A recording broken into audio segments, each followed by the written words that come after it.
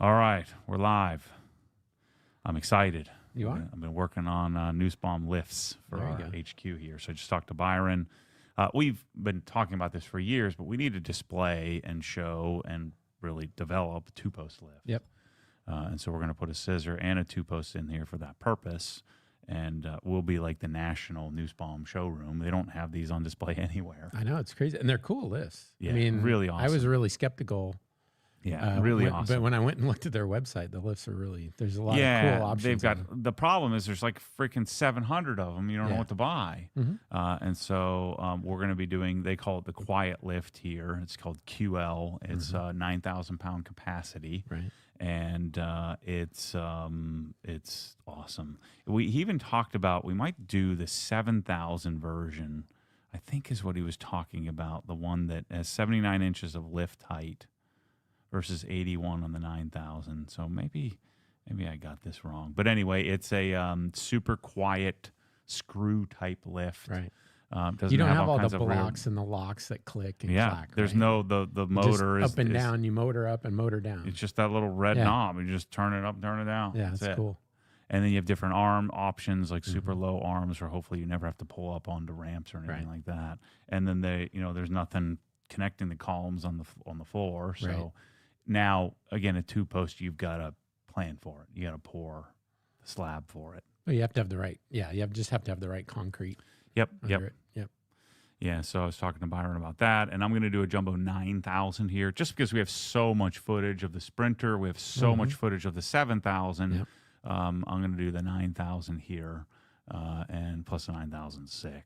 It's a little bit narrower, a little bit smaller. So and are we cutting the floor for that? correct? Yeah. Okay. In order to put the two posts in order to be able to pull in and out, Right. we're going to need to have it that way. Okay. Yep. What else? What else is going back there that that you want to talk about? So we're doing MSS Plus. Yeah. So full MSS Plus. And I have most of the stuff here. So we were just running around the building looking for all our MSS Plus stuff. I'm going to be doing two 12-foot by 12-foot, so 12-foot tall, 12-foot long lev racks. Right. That'll kind of delineate the room Yeah. or subsection the room. OG vacuum. We're going to do dual ARs here.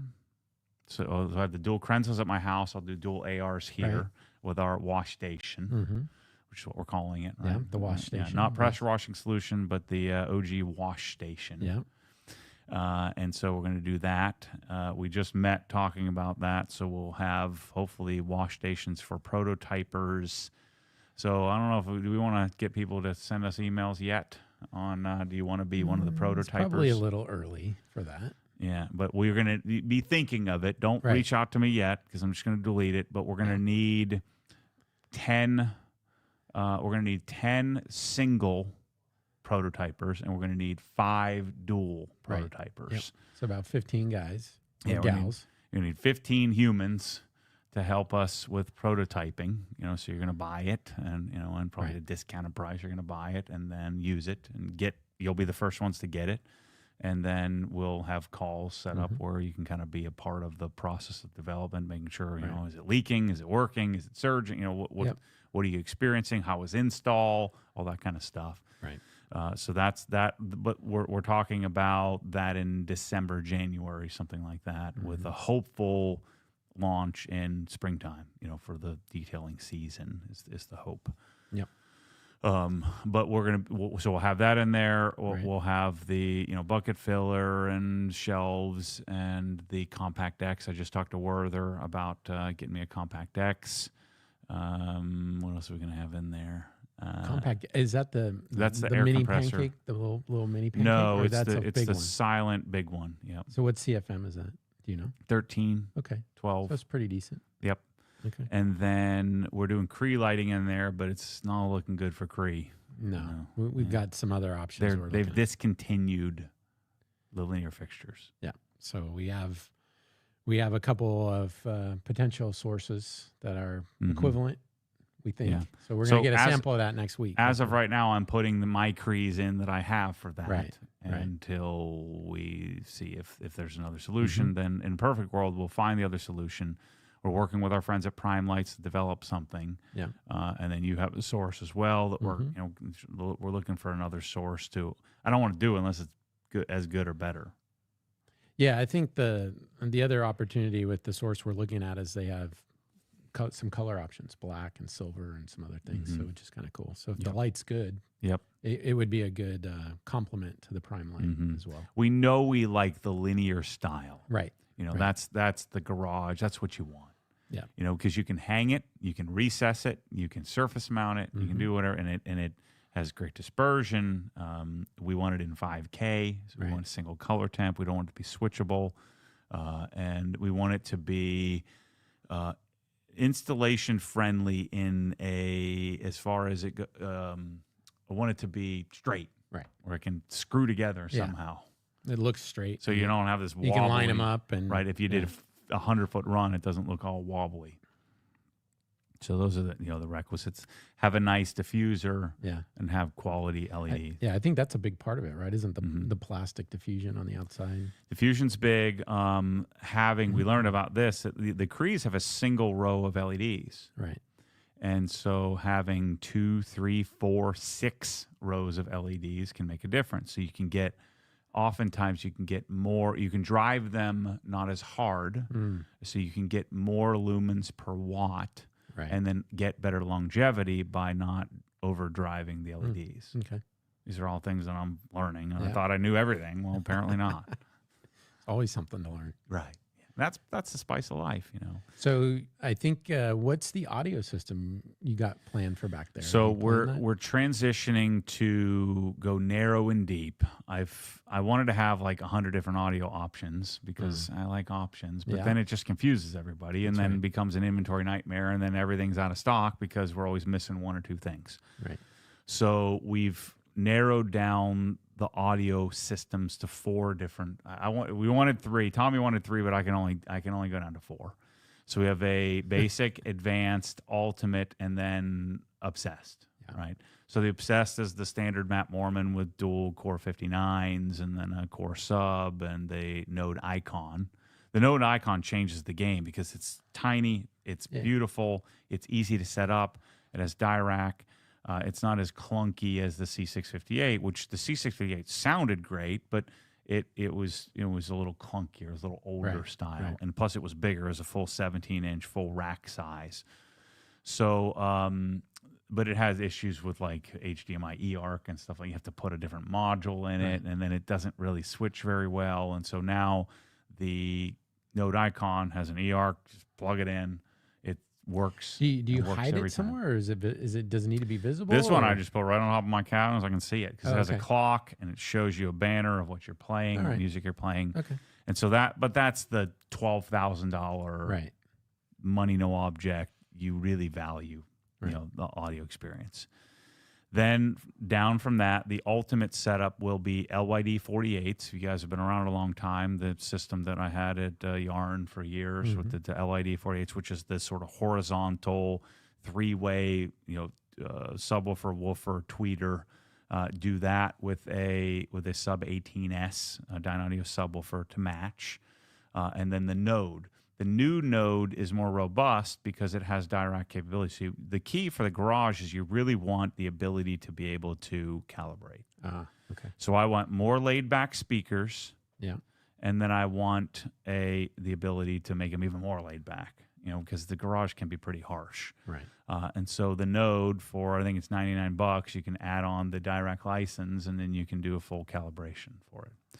So you have that as our mid-level system. I think that's about $5,000. It's a big jump from mine to what used to be mine. Right. The the mid to high end instead of the high end. Then we go down to advanced. Advanced is LYD 8s, so 2-way instead of a 3-way speaker. Same Node, but an SB2000 SVS subwoofer, so a more economical subwoofer that costs half as much. Right. And then the basic system, which is not basic by any means, but that's PSP P5s, a Node Edge, Power Node Edge. The only problem is the Power Node Edge doesn't have Dirac, so you won't have the ability to calibrate. Right. And then a SB1000 little sealed subwoofer. That system I think is like $1,800 or something like that. And then from there, we're still going to carry like a la carte the Pulse M's, which are a great option. That's a Matt Rutledge spec. That's there. right. Just give me the little small speaker, little pulse M so there. I can listen to the podcast. Yeah, and then we'll also carry soundbars as well, the Sennheiser soundbar. So I think in the discussion we were talking about in your setup, you're carrying a soundbar and an audio system, right? Yeah. So maybe explain why. So when you have a giant countertop or a large array, I want to fill the room with music because I'm not standing in one spot. I'm walking around. I might be in the left corner working on the rear driver's wheel, and then I may be on the other side of the garage polishing the hood of something else. And so my speakers are designed to kind of fill the room. I'm not looking for this like perfect stereo image. I need it to fill the space. The problem is when you're watching something, say on Netflix, like let's say I'm watching a SEC, whatever, documentary. Right. And when you're watching that in the garage and you got two speakers that are 20 feet apart that are designed for maximum dispersion, it gets a little hollow sounding. So in my last garage, I did a full 5.1 surround with a center channel and the whole deal. Right. But that was like $30,000 worth of stuff or something like that. It's insane. And lots of wiring and lots. I had to build a shelf. I had to build a shelf for the center channel and the whole deal. And so it was great. I loved it. But, I mean, no one's doing that. Right. Even I didn't want to do it this time around. Right. Like, that's too much. I went too far. So I added a sound bar to my TV. So then my TV doesn't need to connect to the note icon. I don't need to worry about it. So I have my audio system. And for, say $1,000 more, I can buy a basic sound bar. Right. Now I bought the $3,000 sound bar, but if you buy like the base Sennheiser Ambio, I think it's Ambio Plus or something like that it's called. You just buy the Ambio sound bar, and so sound bar on the TV helps the TV out so you can hear it.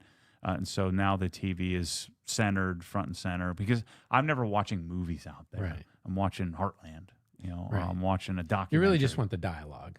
Yeah. And I want the dialogue to be better than it would be out of the TV speakers, because then you can't hear it at all. Right. And so if you're able to bring your speakers in, all these packages I just explained, you could hook up with eARC right to your TV.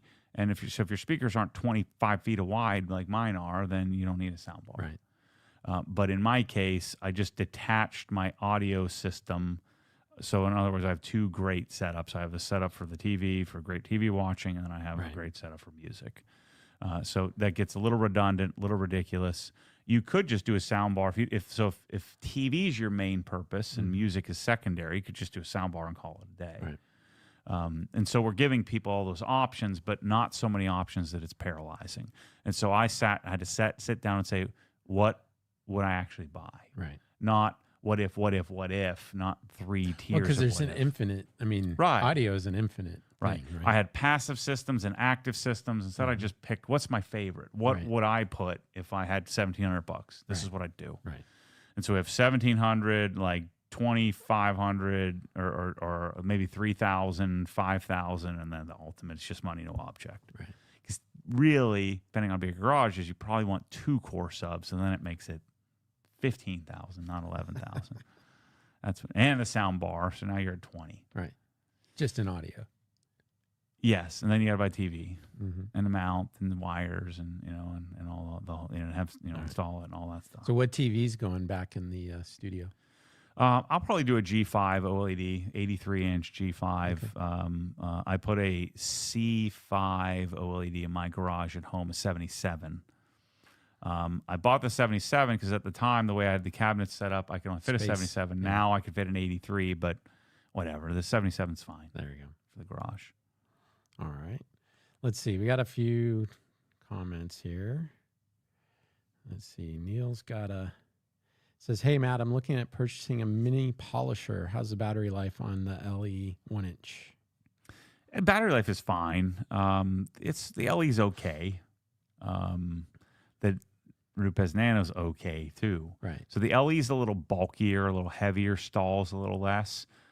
I still choose like in my cabinet, I don't have the LE in my cabinet. I know we have it on the site. I think it's an acceptable at the cost. Right. Because the Rupes is 2 times the price. But the Rupes is what's in my cabinet. I have 4 of them. 2 long necks, 2 short necks, 2 set up in rotary, 2 set up in DA long throw. to relearn how to do this. So Pro Films likes our backlighting, and then he's got a question. Are there restrictions from the hose on how much GPM can max out at house water pressure? Question mark. And is there a max to the, I guess for the hose size, maximum GPM? So no, I mean your whole house is plumbed with 1/2 inch, Right. you know. So you may have like a 1 inch or 3/4 inch trunk line that comes in the house, but all the piping in your house, so coming to your hose beam is chokes 1/2 it inch. down, right? So you know, if you have a 1/4 inch OD, I guess it'd be yeah, I think it's 1/4 inch ID. Because ours is a 3/8 inch. So the pressure washer hose is 3/8 inch internal diameter. Mm-hmm. I think it's 5/8 inch outside diameter. So a 3/8 inch hose is pretty standard. I measured no difference between a 1/4 inch and a 3/8 inch hose on pretty much any pressure washer under 150 feet. Right. And so same thing with your garden hose. The difference between a 3/4 and a 5/8. Again, you're coming out of a 1/2 inch pipe. So if you had a 1/2 inch hose, you probably could run a 1/4 inch, you know, hose for the garden hose. Right. And so you shouldn't notice any difference. And you know, the pump is like it's like an amplifier. It takes the signal and then it expands on it. Mm-hmm. And so the water, you're not going to notice any difference from hoses under, say, 150 feet. Right. When you start to get it long runs, then it matters. Right. But you can go too big on the pressure side. If you have too big of an internal diameter, then the pressure washer can't pressurize you. Right. It's too much. It's trying to flow too much water. Right? Mm-hmm. Yeah. Then he asks, dual AR limitation based on water pressure? Question mark. No, I mean, the water pressure coming in doesn't matter. It's the water flow. Do you have at least four Can and a half keep gallons the a pump minute? full of water, right? Right. Basically. And so in most homes, you're going to flow 8 to 12 gallons a minute, you know, out of the spigot. So you're going to be fine. Now, if you're on a well or you're some sort of lean, you're on a tank or something like that. Mm-hmm. You also have to remember that when you're doing these dual pressure washers, that there isn't a pressure washer company in the world that's advocating this. Right. You're kind of doing it at your own risk. Yeah, and there is some risk to doing it, right? Oh, I think sure. If you have a lot of use, right? Yeah, commercially, I think it's gonna be a problem. I've used it a ton and I haven't had an issue. Right. But that may take my 20-year pump and make it last 5. Right. I'm okay with that. Right. But you may not be, so you need to be aware of that. Right. This is like do it your own. Just like we do when we tell people cut the power cord, you're on your own risk. Right. So Dan asked when the next shipment of ARs is arriving. That's I think we get our next pallet the end of the month. Yeah, but they're going to be sold. And they're buy one now. I mean, if you haven't put one in or ordered one, most likely they're all going to be sold by the time we get the pallet. We're actually trying to double up the pallets so that we can get more. But yeah, definitely, if you want one, get your order in, and then that way you're in line and you get it when you want it. So. Let's see here. Sean is talking about golf carts. Recently bought a golf cart. What would your wash process look like? I mean, I just treat it like my car, you know. So I'd want to coat it, and so I want to polish it, decon it, polish it, coat it using the normal process. I'd put CSL XO on it. I would coat the wheels with Armor, detail supplies, wheel coating. Yep. And then I would wash it. I'd most of the time I would just touchless it and blow it off with DI water. Yeah, there's no reason. Wash with deionized water and then just blow it off, most of the time. What would you do? Would you coat the plastics? Oh, a lot for of sure. Those are I'd coat the whole thing. The whole thing with CSL XO. Plastics, I'd coat the windshield, the roof, the underside. I'd be coating. That's the thing. There's a lot of plastic, a lot of rubber. I'd coat the whole darn thing. All of it. Everything except for the seats. Yeah. Sure. Seats, I would do color locks. Or color lock. I would do their artificial. I mean, a lot of times, golf cart seats have that. They're like synthetic. It's a vinyl. And they're made for heat absorption, so they're not hot. So I would use the vinyl care from Color Lock, the vinyl protector, vinyl cleaner. So Eric Joseph said, let's see here what this is saying. Says Eric Joseph said you need to get up to South Dakota and video my new shop opening next week once I paint the walls. Harbor gray and black ceiling. Yeah, there's zero chance of that. Not traveling. No, Matt's not I'm on traveling. a travel ban. I'm going to Cedia, but that's about it. I'm not even sure I'm going that. Right. I got too much to do. So I could probably answer this for you, but thought on a black ceiling? I mean, I don't, in a regular garage, 12-foot, no. 12-foot walls. So I mean, it's fine. The higher, I think the lower the ceiling height, the less you want black, right? If it's a high ceiling and you just want to hide everything up Part there, of the problem is that the black, it's hard to make it look good on like a flat. Like if you had level 4, level 3 drywall, whatever you're trying to get it to look good, it's hard to do. Right. We're gonna paint the ceiling black at HQ here just because it's easier. Well, it's also It's 20 like feet rafters. up, and Right, it's right. Yeah, it's you just want it to die. You just want it to disappear. Right? Yeah, I mean, it's cool. It's fine. I just don't want my black ceiling in anything in my house with regular drywall. Right. So VJ asks, have you considered KEF speakers, the Q or R series? Yeah, so I sold KEF when I was at Worldwide Stereo in 2002. KEF's great. KEF, to me, I lump in with like B&W, with Revel. They're just okay. They're just normal. They're good. Certainly, if you set up a great set of KEF speakers, even like some of their wireless stuff is great. In the garage, no, I wouldn't choose them for that because most KEF is going to be titanium dome, I believe. But KEF's okay. It's just you'd have to be. It's kind of like Chevy. You're born with it. You just like Chevy because you've been born into Chevy and you kind of stick with Chevy. But I mean, KEF would be like my 75th line of speakers that I would pick. Yeah, I'd pick monitor audio. If you're going in the English realm, which KEF would be English, I would pick monitor audio over KEF any day. But that's a personal preference. B&W, same thing, just not my style. Even like the Nautilus, the really expensive stuff. Do you find that like geographically, like if a speaker's made in UK or Europe, it has a different sound than America or Japan? Like the Danish speakers, Dolly and Dynaudio are made in Denmark. They have a certain sound signature that they look for. The British speakers tend to be pretty similar. Not all, but there are some areas of the world that have certain sounds that they just kind of. And a lot of the speakers are made in like the Dolly and Dynaudio are made in like the same town, right? And they like steal engineers from each other. It's two partners and someone split off. Yeah. Like Adidas and Puma or something. Let's see here. But see, I know lots of people love B&W, and if you gave me a pair, I'd just give them away. Just not. I don't dislike them. They're nice. But it's just not my style. Not something I like. Right. Well, we'll stick with audio here. So Ken says, what does Matt think of Nakamichi Dragon 11? I think it's 4.6. I think it's stupid. So the Nakamichi Dragon, it's a quote unquote a sound bar with wireless rears. So it's a full surround sound system with subwoofers and the whole thing. Right. If you're going to do that, just build a real surround sound system.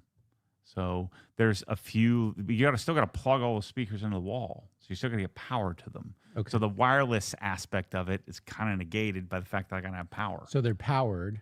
They're powered wireless, but it's a full immersive sound bar solution. Okay. But I think it's like $3,500, $4,000 or something like that. But it's lumped into the same category as a Sennheiser Ambio. I prefer the Ambio. I don't care which one sounds better. One is a sound bar that I hook up to my TV, and the other one I got to plug in all over the place. Right. So I just don't see the point. If I'm doing that, I'm going to do a real surround sound system, and any real surround sound system is going to blow that out of the water. Right. So it serves no purpose for me. But it is real. I mean, lots of people talk about it. No one actually buys it, but lots of people talk about it. It's one of those things you talk about to kind of throw a wrench in the equation. I'm not saying he's doing that, but it's pretty. I see it pretty common in the Facebook groups and stuff when anybody talks about a sound bar. So we talked quite a bit this week about Helen. Mm-hmm. So I thought maybe you want to put it out there what you're looking for. Yeah, so I had a meeting like a week and a half ago with I hired some realtors out of Atlanta, and so they'll be listing. I signed my listing agreement. It gets listed November 5th. Is the this is the November 4th. I think is the last day of a borrower renter. Right. And I think PSA we did have a cancellation, so there is Yes, an opening, so right? hit up Manny at obsessedcars.com. So there is, if you want to stay. It's $5,000 all in. It's like August something or other. I forget the dates, but it's in August. So it's coming up here quickly. Yep. I think it was the second week, maybe third week of August. Right. And so you want to book it. You know, book that because it'll be the last chance for you to stay there. And so we're going to list it November 5th. I'm sending out an email to anybody who stayed there and anybody who is inside the hex. The 15th or 16th of August. So in a few weeks, I'm going to send that email out, and that's call me and we can talk about it. You know, talk about I'm listing it for $3 million, 29990 or whatever. Yeah, so 0.99. Yeah, no. 2,990,000 I think is what we're listing it at. And so I would be willing to play ball with you a little bit if we do it off market because I have realtor fees and all that stuff. Then September 1st, we're going to send an email to everybody. No more playing ball. List it for $3 million. You know, buy it. You want it. And then we'll list it. We're going to have some content we're going to put up on Instagram and stuff over the next couple of months. I'm going up the first week of October with the Rag Company boys. I'm going to vlog a whole series. By the way, I'm going to talk to the Wabas here, but I'll probably start the Matt Mormon channel next week, I'm thinking. The Matt Mormon channel is going to be where just just whatever I feel like videoing is going to go up there. Right. So the OG channel is a little bit more. We're looking to increase the quality there on the OG channel, and so in other words, what I'm saying is my crappy quality is going to go over to the Matt Mormon channel. The Matty videos are all going on the Matt Mormon channel. Yep.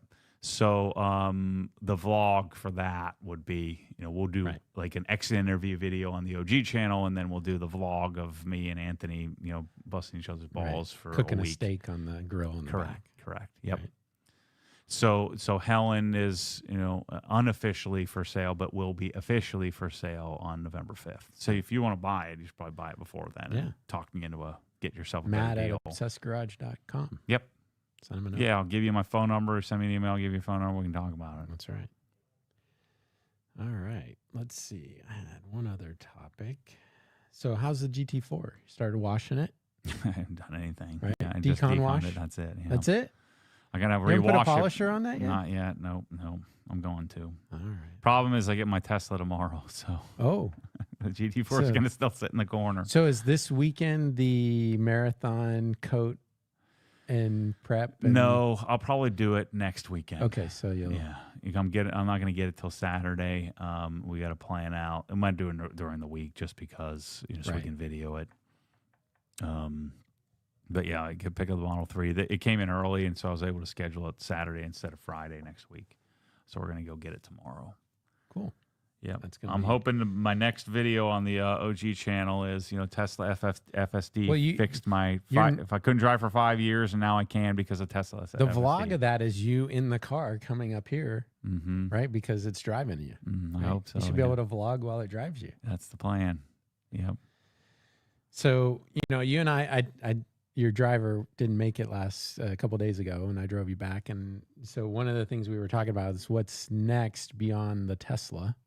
Right. We obviously have the Toyota coming, but that's for Michelle. Have you given any more thought? I've kind of you started to create a short list. I slowed my roll because Joe, the CFO, just sent me all the bills I have coming. Built hamburger container, sales tax, like all these giant 6-figure plus bills I got coming. So I'm broke again. And I got denied for a loan for the. So no loan for the TRD, so I got to pay for it. Oh, cash because I did Amira, GT4, Right. Tesla inside of 5 weeks. Oh yeah, too much credit. You dinged your credit. I make millions of dollars a year, and I can't get a car loan for $40,000. This is crazy. You got to go see It's so stupid. See the local bank. Yeah, they can do that for you. So dumb. All right, so you're not working on that list now. That's paused. Yeah, I mean, I can't think of anything that I even want. I mean, so I've got the Evo. The Evo's got some work to do. So we got the Evo back yesterday, and it, when you turn it on, it like revs to like 2,800 and sits there for some reason. It sits at 2,800 RPM. So I probably have to go back to the tuner. Something's going on with the fuel pump. So I got a new fuel pump with the new fuel pump in to replace the new fuel pump that we just put in. So maybe they'll get a bad fuel pump or something. Because it's supposed to make like 370, 380, 360 to 380, and it made 330 or something like that. Right. So I don't really care because I did drive it. It feels good. Because that's at the wheels, right? Right. That's power. I mean, it feels pretty sweet at 330. Yeah. But it's like it's just idling too high, and so something's going on. So Chris Gorberry and I are going to mess with that thing. Get the Evo set up, get the Evo, I'm going to take some photos, make some videos, sell the Evo, get that thing sold. And then I'm sure I'll get antsy. When my M3 and my GT3 and GT4 can come up here and be in a nice air-conditioned garage, and I can feel good about that. And then I have an empty spot in my garage, and I have two, I have Joe Pichette's garage I can borrow and my rental garage. Right. I'll have some space, and I'll start to feel good about it. And what would really motivate me is if I can drive, then there's a point to having the car. That's right. Part of the reason why I'm not in a rush of the GT4 RS because I can't take it anywhere. It's just sitting there. I can't do anything with it. Track day coming up. I'm skipping this one. Are you? Yeah. All right. So let's go back to the questions here. So Bosco says, do you prefer smooth drywall walls or orange peel? Oh, smooth for sure. Yeah. Always. I mean, orange peel is just hiding everything. All the walls are peeled on my village's house. Yeah, in your track house. That's just the way it is. Let's see here. Occasional detailer just actually did the testing on a Comet last week. Performance change is like sub 5% for flow between quarter and 3/8, but amperage draws almost a full amp in difference. So that would make sense because it's pushing it through a smaller hose, right? Not really. I mean, it depends on what pressure washer he's using. Comet. Yeah. I don't know if his. I think he's commenting on our discussion about gallons per minute that we were on earlier. All right, so we have a super chat. I want to try non-studio monitor setup for my desk with my PC. PSB AM5s. How would a Evoke 10s perform in this near-field listening setup? Oh, they're great. I mean, I have Evoke 10s with the NAD 3045 that I ran for 2 years in my desk setup here. It's amazing. Works great. You get a super tight stereo image with a little toe in, and you can't. Sometimes I have to are they on? Because it sounds like it's coming right out of my screen.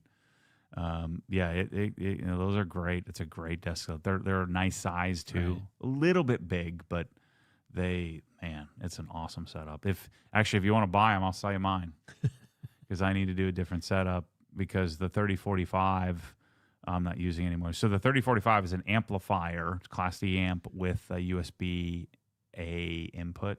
Right. You just do a USB-C to USB-A cable. I have the cable. So if you want a sweet deal, shoot me an email, matt@obsessedgarage.com. I'll sell you my desk setup because I'm going to do something a little different on my new desk. Yeah, he said he'd also consider Focus 10s. So maybe you could. Yeah, I don't know how you're going to get the sound to the Focus 10s from your PC or from your Mac. It's the same thing with the AM5s. I don't think there's a USB input. It's a little clunky. So then you need to get some sort of interface. So I would want the other thing that's coming out here soon is the new power node will have USB-C. I think I can tell you that. I don't think that's under NDA. But the new power node will have USB-C like the Node Icon has. And so you need some sort of interface to make it work. Okay. So Ken says he set you off on Ambio. And then Shaz, let's put his question up. When will torque wrenches be in the store? And have you decided on which impact sockets you're going to carry? We were just talking about that the other day on tools. It's just we gotta get our operations under control. So it's a lot of SKUs. That's the challenge. It's a lot of logistics that those companies, they don't stock enough of it. Right. So we've got to get with them to get it fixed. Yep. So we've got work to do. Let's see here. Not an ass. Hey, Matt, I'm curious, of all places, why live in Florida? Florida's the best. Where else are you going to live? Certainly, we'd all live in California if it wasn't a freaking disaster. Yeah, it's a dumpster fire. It's just there. I'm back from California, so just constant. I mean, I guess you could just go rural, but get away from the city. I would say Central Coast. Yeah, but you can get up in the Central. But you still gotta pay for it. Oh yeah, it's expensive. Yeah. You gotta pay a ridiculous amount of tax. So, I mean, the other choice would be Texas. I think the advantage of Texas is you can get better homes. Like they have better style of homes. Yeah. Better architecture. Tennessee, but Tennessee has snow. It's cold in winters. Yeah, Tennessee's cold. Georgia's just as hot as Florida, so why not go to Florida? I think we live in a nice place. I mean, I think folks don't realize, there's like the Florida, like Palm Beach-esque type of Florida. That's not where we live. We live out in the country. Like I would rather live in Orlando. Like if I had a choice, if I had a choice to live anywhere, I would live in Windermere. But then again, Windermere is much, much more condensed and crowded than I think of Windermere when I was there in 2003. It was very different than it is now. But out where we are, I mean, there's horse properties. It's very rural, kind of farm. There are amenities, but it's a little bit out in the country. The only thing is restaurants. Yeah, the food sucks. Yeah, we don't have restaurants, but you're not going to the mall anymore, right? You're not going shopping, right? So that doesn't benefit anyone. And you don't go out to eat anyways, like. I mean, unless it's a steak, and you can probably make a steak better at home than most steakhouses. So I don't feel like you're not missing out a whole lot.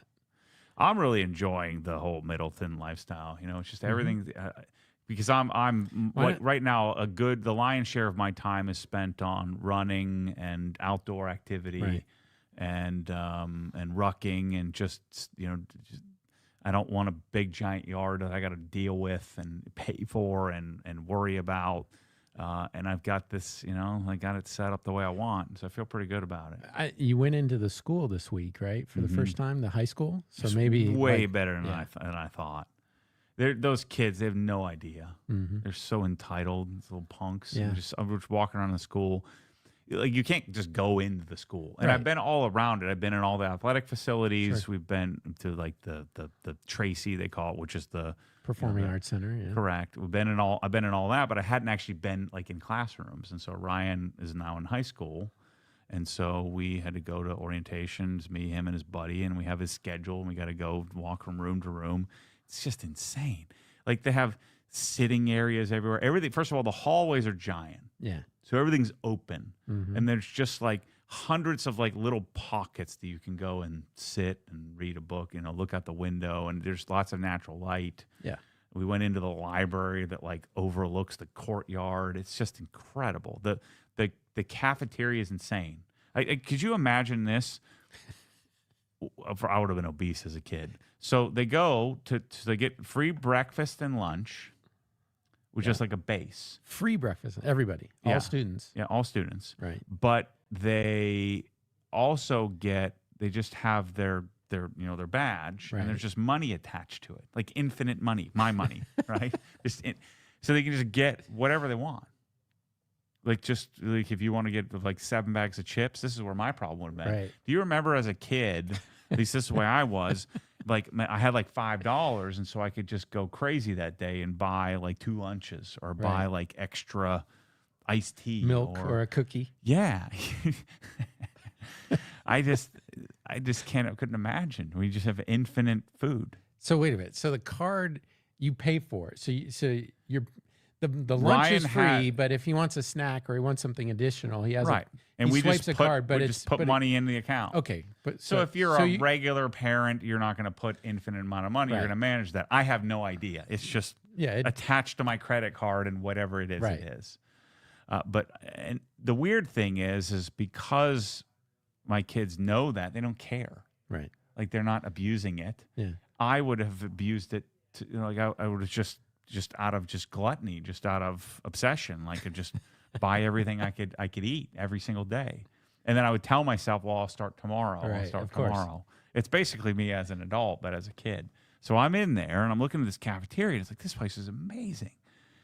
And it's not like the old days, like you walk. It's not like one option they slop on a tray. It's like you pick what you want. So they have that. They have like a grill and a salad bar and all that. Yeah, all kinds of stuff. It's crazy. It's like a corporate headquarters. It's like kind of Google or LinkedIn. Maybe not that good, but it's not pretty. With the chef. That's it. Yeah, it's pretty incredible. And they can just they can walk around and there's a big giant courtyard and they just kind of cruise around and they have all these like bullcrap classes, but they don't have any textbooks, so everything's on the Chromebook. Right. So we're convinced the teachers aren't actually teaching anything. Like it's pretty much nonsense because the kids don't have to write anything down. Like how are you doing long division without writing it down? Yeah, that's strange. They're not. Just use a calculator. They're using AI. They're just they're going to come out a bunch of idiots. Ugh. I'm not saying our way was the right way, but it's clear that what's being taught now is nonsense. It's a complete waste of time. It's basically using tools. It's not about learning or memorizing or. Well, but they still make them go through the traditional curriculum, but they don't teach it. You just look at your Chromebook. Mm. So how are you going to learn how to do how to do algebra unless you write it down on a sheet of paper? You got to figure a problem out, right? Right. No, it's like you have 4 multiple choices and they just click until they get the answer. Oh, geez. Yeah, it's That's nonsense. Scary. All right, well, let's move on from that.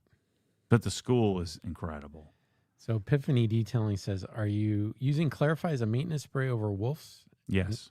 When you're not using Clarify, do you still use OG Drying Aid? Do you notice a big difference? Yes. I feel like Clarify helps keep my wolves, more slicker. But Clarify doesn't work with a lot of stuff. Well, maybe we ought to talk about, we have our Built Hammer container is coming next week. I think end of next week. Yeah, if you're going to buy some stuff, I got to pay for it. We are out of traceless. So if you're looking for traceless, that's coming. But we've got some new products coming in. So Surfex, which will be their all-purpose cleaner. We have everything coming. And so what we don't carry here, we're going to send a detailed image. Detailed Image is interested in a bunch of that. And we'll have some other smaller retail partners that likely will carry it as well. So we'll try to make sure we get that information out to you, where to get if you wanted like auto wheel or you wanted... but we're going to carry Surfex Carousel. Carousel, which is the iron remover. Right. The clay bars. We're also likely going to carry Review, which is the glass polish. And then maybe some other stuff. Yeah, I need to give auto wheel a try again. Yeah, you're going to try a few of the other things that are... I've used everything, but I want to go back to it. It's going to feel a little different when I have a giant stack of stuff there that I have access to. I don't want to let that drive my decision. Sure. Because we'll sell it to somebody else. Yeah. And that was always the intent anyway. Yep. So, let's see here. Brian, sure wish press-all bottles still didn't turn yellow and sprayers didn't get clogged and or break. Send me $6 million and I'll get it fixed. We'll go do our own. Yeah. Unfortunately, we've seen a lot of the bottles have just reverted back. So I think give those time. But certainly some of the chemicals. I think that the Germans, they'll probably, hopefully they solve it, or else I'm going to have to freaking... We do have another, so that's another container we have coming, second container of press-all, and there's going to be black bottles as part of that solution too. Pretty sick. Yeah, you'll have some options there. Spencer asks, how does sonic foam inlays look in a Russo cabinet drawer? Good. I mean, you'll have in the drawers that we designed, you'll have about 3/4 of an inch, front to back. Mm-hmm.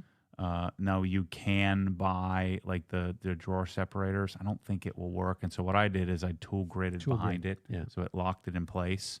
But it can fit pretty nicely. Yeah, I think tool grid's a good solution. A, for the big drawers in Sonic, and then B, for non-Sonic. If you want to put Sonic in a drawer that isn't quite right, you just tool grid around it so it becomes captive in that spot. And then you can put little pieces in there. Because you're almost always going to have some extra stuff that you have the Sonic screwdrivers. You might have this, a Klein screwdriver that you love. You want to put next to it, and so you would tool grid next to it. Ryan says surely you're going to be moving soon. So, yeah, just hang tight when that happens. Let's see here. Scott says, "Hi, Matt. I just watched your garage revamp video. I keep imagining how great it would look. Covered both of your sidewalls with the same black tile used on the front wall. Thoughts?" Nah, I think that'd be too much. I think. Yeah, it'd be too much.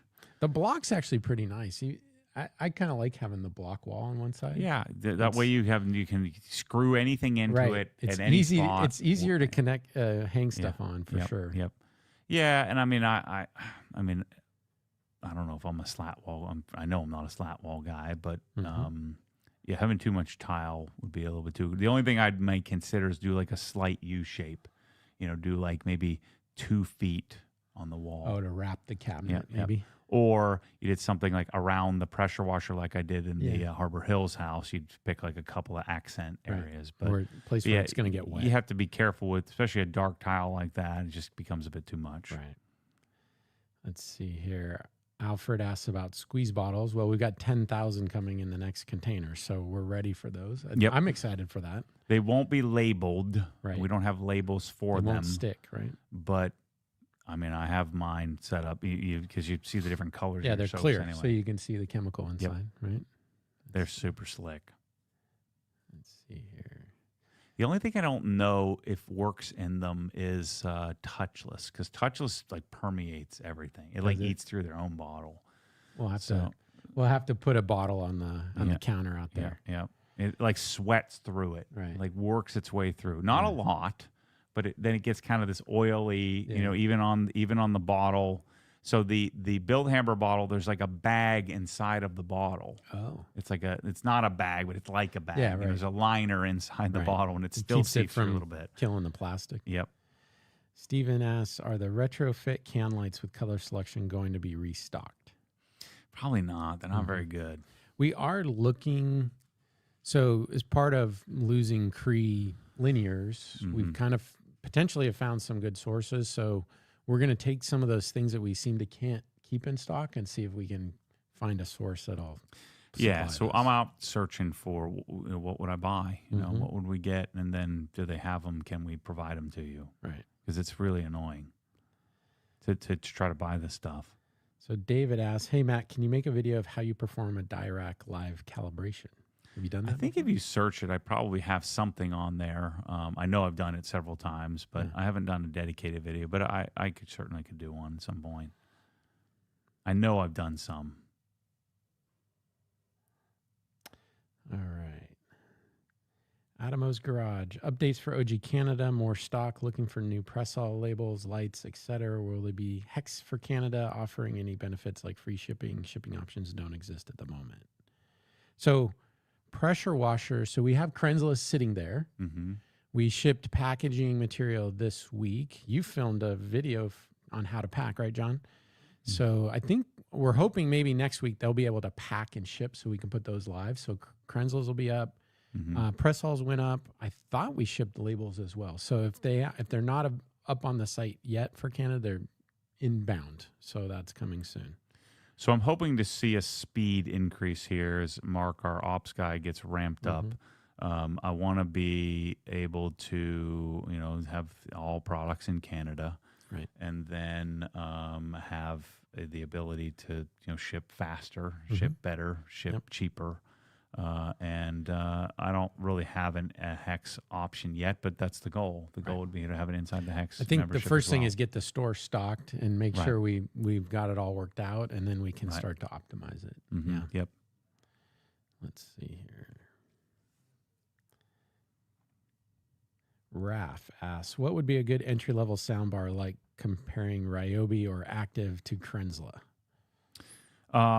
You would want the entry level Ambio. So there's Ambio Plus, and then there's the Ambio Max. So I would want the regular Ambio. The other nice thing about the regular Ambio, the base Ambio, it's $990 or something like that, less than $1,000. Right. They have a subwoofer that you could add, wireless subwoofer that you can add up to 4 of them to that. Okay. Which is pretty cool, and you just plug it in. That's my favorite at that sort of entry level pricing. Another good, decent sound bar is the Klipsch.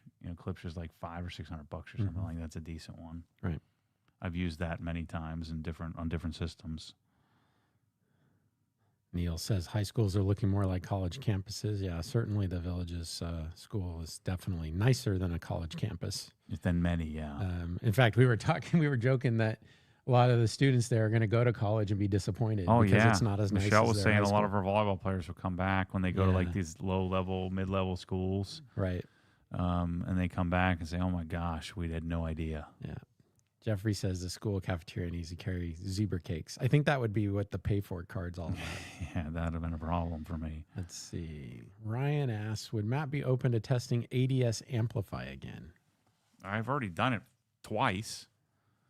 I don't see what you guys see, but I don't know, maybe they changed the formula. They haven't changed the formula, but if they change the formula, sure. I'm always looking for a better product. Let's see here. I think a lot of you guys, Bradley and DJ are awesome dudes, and you're enamored by them, and then you just see the products. Oh, this is great. It's very slick, but I don't need slick. My car's already slick. Right. I need it to look good. Right. I need to wipe off well. So Carson is asking, what's the OG spec level? You need to give us a little more information on that, Carson. For what? Stable, yeah. Stable level is the best. Oh, okay. The yellow one, and they make them in black too. Okay. Thank you, John. Let's see here. Wyatt, what was the bath towel you mentioned a couple weeks ago? Matouk Aman, Matouk, and AM. It's either AMAN or AME. I think it's AMEN. Amen. It's awesome. I had one, and then I've just bought 4 of them and hand towels. Turkish cotton or something crazy like that. But it's not like a typical twist loop type. It's a I don't know how to explain it, but it's like a ruffle type weave. Interesting. Really, really cool. The great thing about it is that my test requisite is that I can shower in the morning and shower at night. Oh, and it's dry before you shower at night. And it's not it's a cotton towel, not a microfiber. Correct. Yep. Interesting. Yeah, really high. I mean, I think they're like 68 or $70 a piece. Wow. Something like that. Yeah. But you use a towel every day, so right? Yep. Why scrimp? Yep. And so I bought hand towels, and I bought it in they have like a light gray, like a bluish gray version, because I like white towels, but then you mess them up. Yeah, they get. At least my family. I don't mess them up, but my family messes them up. But usually you could bleach them back, but maybe not. Well, they don't want you bleaching them. They don't want you using any fabric softener. You just clean them. Yep. Okay. Mopar 478 says, what's your go-to hearing protection for the blower? I'm using right now, which I really like. It's Soren, Soren, I think. Sounds like a Disney ride. No, they're like, it's the opposite of Disney. This is a right wing, gun. Oh, that kind of company. Yeah. I'm pretty sure they're a tactical like Black Rifle. Yeah. MKC or whatever. Opposite of Disney. Let's see here. Okay, another house question. What comforter and pillow do you recommend? I don't know about comforter. It's just, I don't know. That's not my department. Some sort of duvet bull crap. Pillow is on Amazon, it's the Columbia. I don't know what it's called. Columbia. Is it a funky shape or is it a cool pillow? Or what's it's unique cool. about I don't it? use the cool side, but it's the exact right stiffness. Columbia. Uh-oh. Not coming up. There it is. Gel memory foam? Yeah, but it's called something. Oh. Guess not. Thought it was. Yeah, Columbia Cool Gel Memory Foam Pillow. But it has a name. But apparently they don't call it that anymore. $140 pillow. It's worth every penny. 5-year warranty. It's amazing. Yeah. They have it in queen and king size. My whole family has them. It's amazing. I don't use the blue side very often. I use the non-cooling side. Right. It's amazing. I'm telling you. On Amazon, they went away for a while, but I have the king size version. I can't live without it. Columbia High Performance. But Michelle cooling picks pillow. out the duvet and the Yeah. It's probably some Pottery Barn crap. So what's on the agenda for this weekend? So you're getting the Tesla. Yeah, no riding tomorrow. I'm gonna I'll run a 5K tomorrow in the morning with the run club. Well, so I'll run by myself. You'll run out in front of the run club. I meet at the run club and then I run away in from front of them. Yeah. Then going to get Michelle and I are going to get the Tesla. So we'll go get the Tesla. And then I want to do wash and talk on the E92.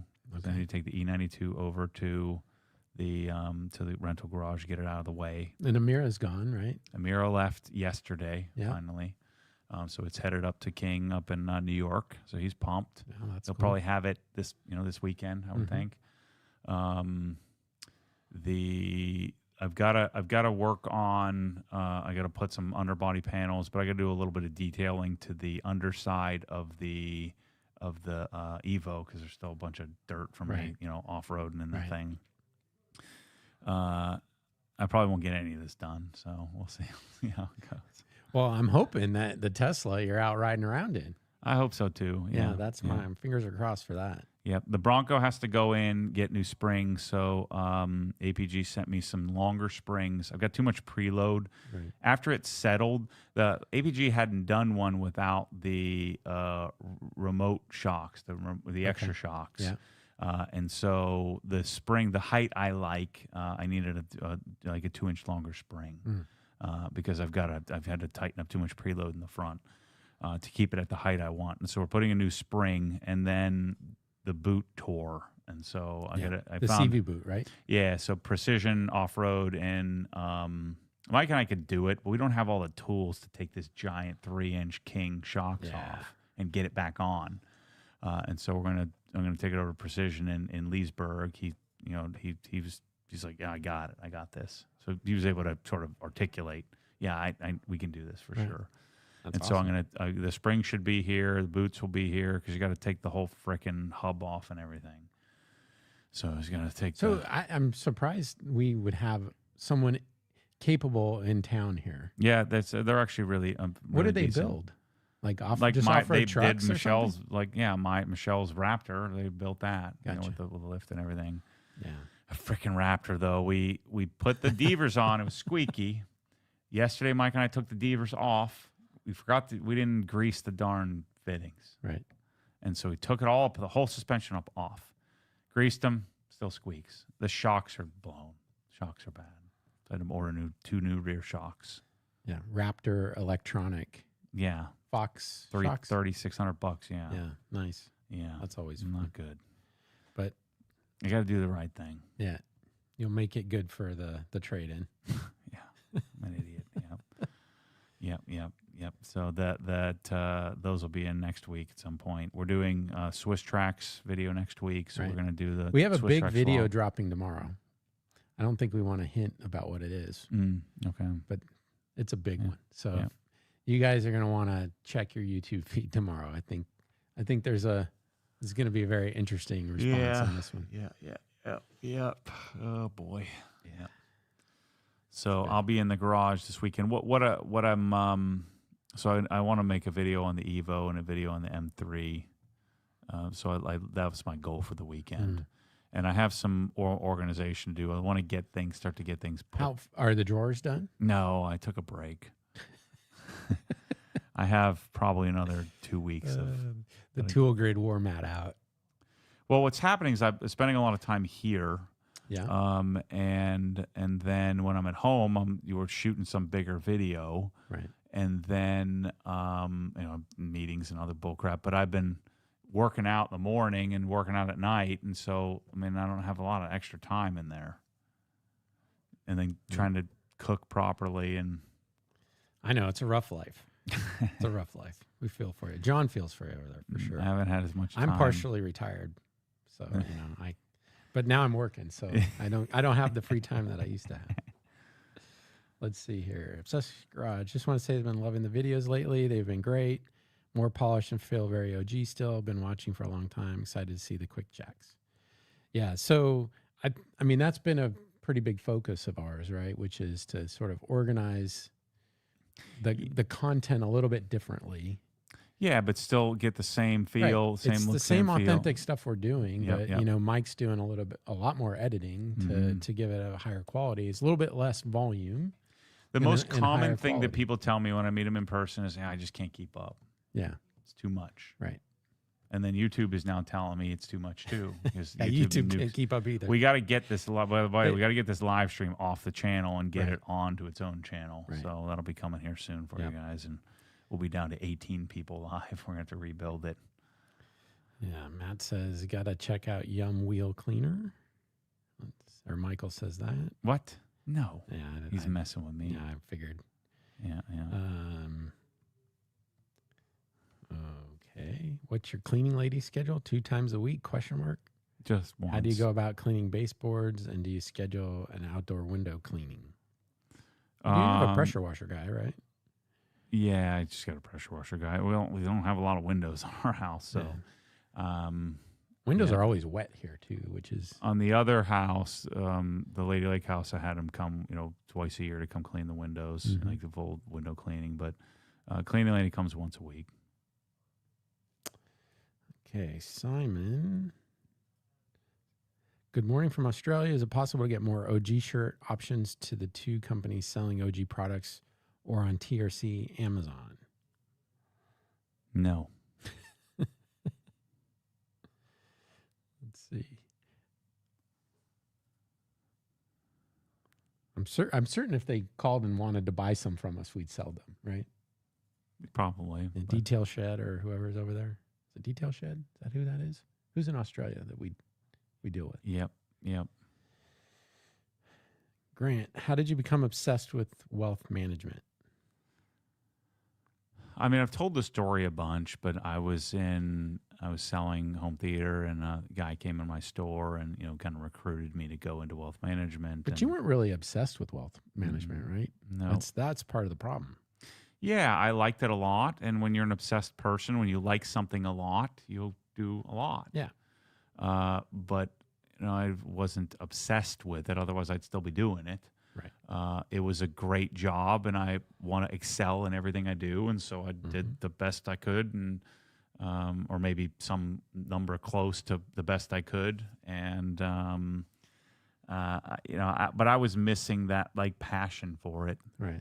And so that sometimes would lead me to not go as deep as I as I aspired to go.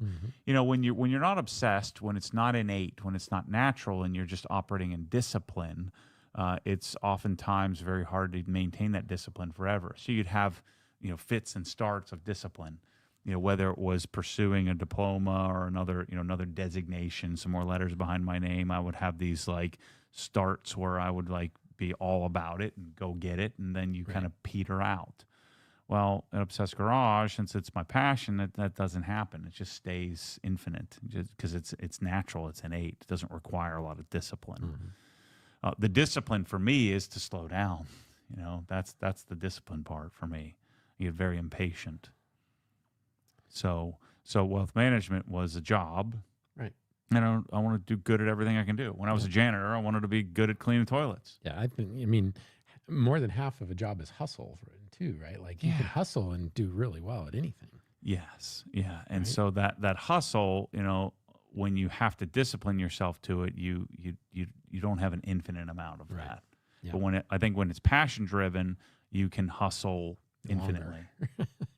Yeah, for sure. SLC Auto, is mobile detailing something you think can make big bucks within a year or so, or go another direction? Well, I don't think it can ever make big No. bucks. No. Ever. Well, Depends on what your definition is. It depends on that. I think the other thing is you can't be doing the work to make big bucks. What we would consider big bucks. You have to have teams and staff, and it has to be a real company. You would make $100,000 a year if that's big bucks to you. Then yeah, I think you could do that, and it would take you probably a couple of years to get there. Build a client list. But is that $100,000 a year net, or is that 100 year gross? Right. You know, and so to get to $100,000 a year net, you're gonna have to buy all your materials. But I mean, if you want to do $1 million a year, you got to have a facility, or you got to have a fleet of trucks, and you got to have employees, and you have to scale, right? You can't. Right.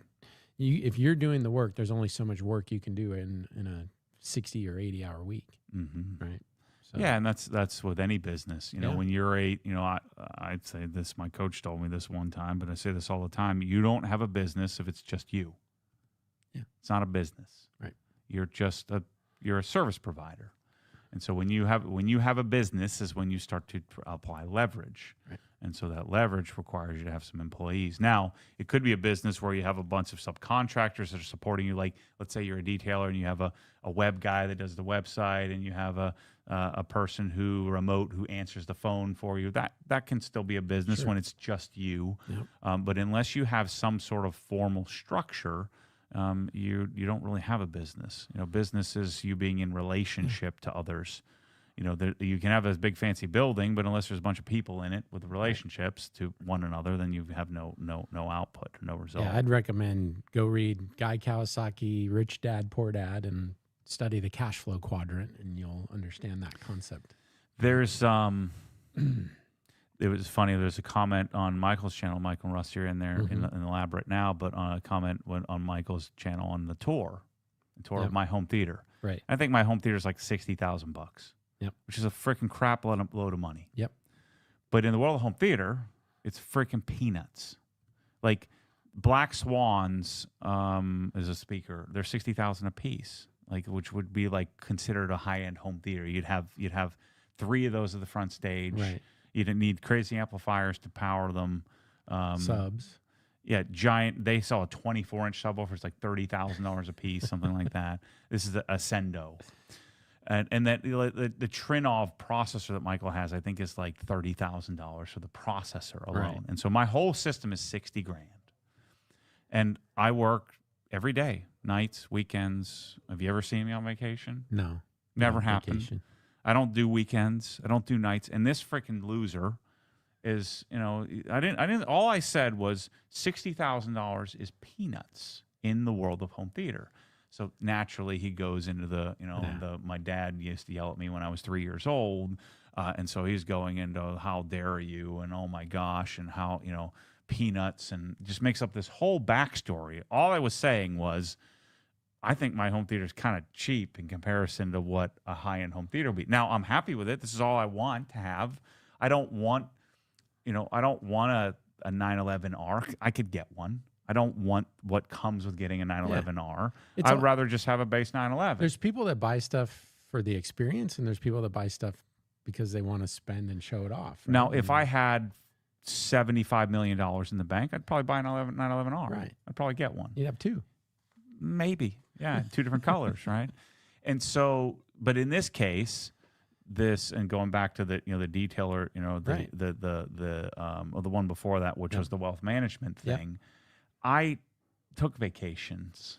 I didn't want to work on the weekends. I oftentimes wanted to avoid cold calling, and I wasn't as successful as I could have been because of that.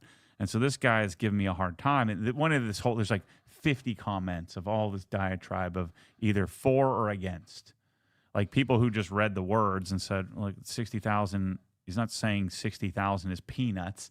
60,000 is peanuts in comparison to a high-end home theater. And so he went into this whole thing of like, you don't understand and blah, blah, blah, blah, blah. And my wager is that guy, when I was studying, when I took the risk to go to Villanova, when I borrowed the money to get an engineering degree, when, you know, same thing you've done in your life, when you take those risks, you packed your family and moved or did whatever it took. That's right. You traveled the world. You skip things. You grind. You hustle. You grind. That's how you get a result. And if you're passionate about something like I am about this, I don't want to go on vacation. I'm on vacation. Right. But by not being on vacation, I'm able to get some sort of result. And so then this freaking guy's talking all this nonsense about, you know, you don't understand, you know, I'm different. I said, well, I started at the bottom, you know, they make this whole backstory, this whole assumption. And so if you're talking about becoming a mobile detailer, my point here is, and you want to be successful, forget this nonsense of, you know, of Thanksgiving. There's no Thanksgiving. You eat Thanksgiving while you're carrying your laptop around, figuring out who you're calling next. Right. And then the day after, you're out while everybody else is taking the day off, and on the weekends and at nights and all day, every day. You get up early, you stay up late. There's no 8-hour workday when it's you, right? Yes. And even if it isn't you, you should figure out a way to leverage. Don't go and freaking play video games.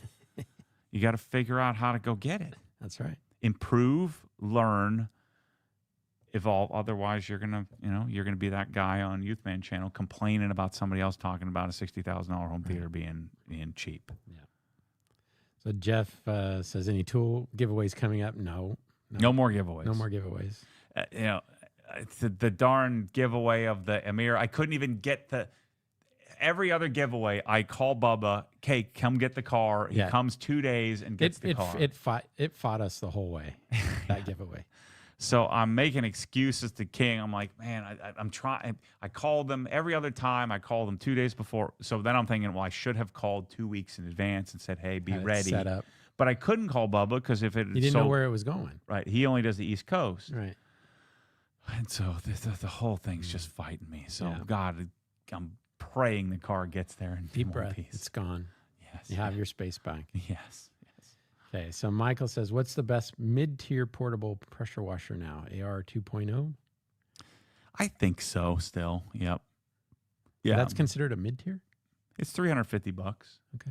There's really nothing in between that, and then you go to AR. You know, but the AR is now $1,000. It used to be $700, so it was a little closer to mid-tier. Tariffs. And... Comet, you know, is still great, and a little bit more.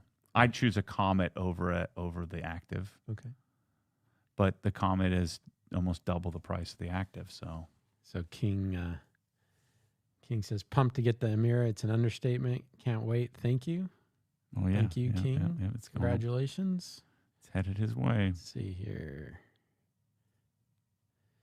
Jeff asks, any upcoming collabs with Cletus? Nope. So the thing you have to remember when you know, someone like Garrett's his name, but he would need someone like me. But the guys like him they're not, he doesn't really care that much about the details that I would care about. I mean, he built a pool that's the Chevy emblem, you know. Yeah. That's what he would execute on. Yeah. Getting him Lutron Radio Raw2 Select in his house is something that he wouldn't execute on, right? Yeah. He wouldn't care. And he wouldn't care about it. Right. He'd probably want to buy it, probably want to get it. Sure.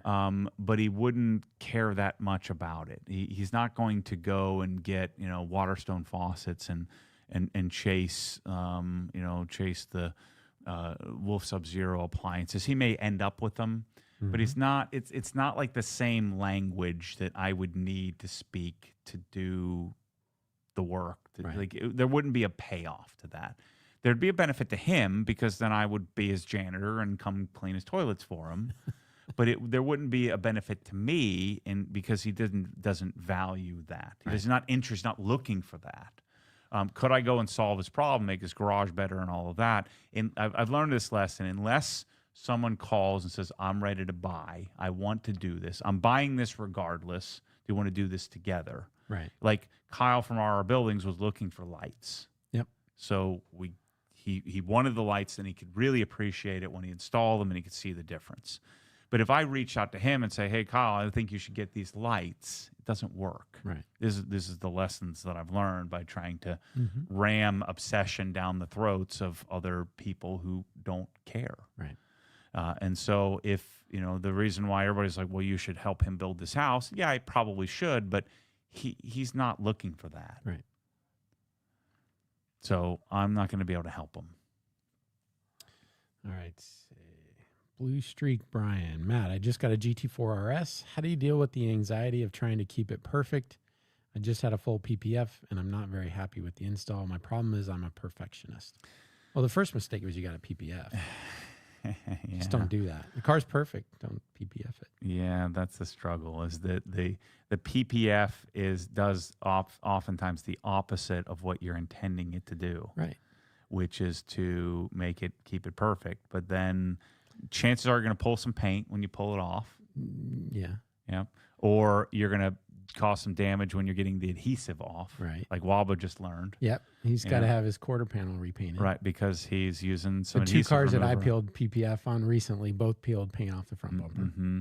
I hate PPF. So you kind of have to just I get it because I was that way for the longest time. The thing that helped me was just getting tons of cars and realizing I'm not going to have any of these for a long period of time.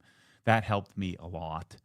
I still get kind of bent out of shape when things aren't quite right, but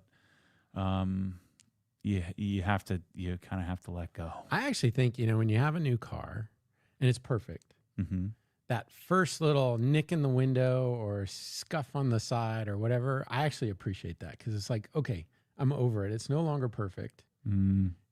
But my car's still going to look great.